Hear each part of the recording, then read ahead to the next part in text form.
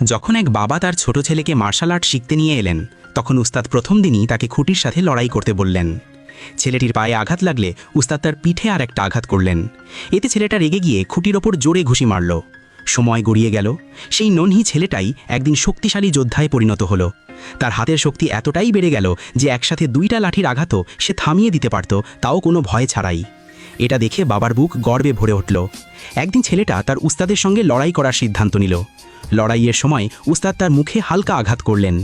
বাবার চোখে লজ্জা দেখে ছেলেটার ভেতরে আগুন জ্বলে উঠল। সে খুঁটির কাছে গিয়ে রাগে একের পর এক ঘুষি মারতে লাগলো এবং মনে মনে শপথ করল আর কখনো বাবার মাথা নত হতে দেবে না। কঠোর পরিশ্রমের পর সে এতটাই নির্ভীক হয়ে উঠল যে একা 10 জনের সাথেও লড়তে পারত। সে বুঝে গিয়েছিল এটা শুধু তার নিজের লড়াই নয়, এটা তার বাবার সম্মানের লড়াই। বাবা তাকে ছোটবেলায় ছেড়ে দিয়েছিলেন যেন একদিন সে সত্যিকারের উস্তাদ হতে পারে। একদিন উস্তাদ চলে যাওয়ার সময় ছেলেটা পেছন থেকে আঘাত করল, কিন্তু উস্তাদের কৌশল তখনও তার কাছে রহস্যই ছিল।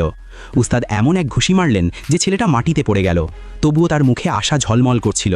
সে বাবার স্বপ্নের কথা ভাবছিল এবং মনে মনে বলল, যে করেই হোক আমাকে উস্তাদকে হারাতেই হবে। প্রতিটি আঘাতের সাথে সাথে তার সংকল্প আরও শক্ত হতে লাগলো।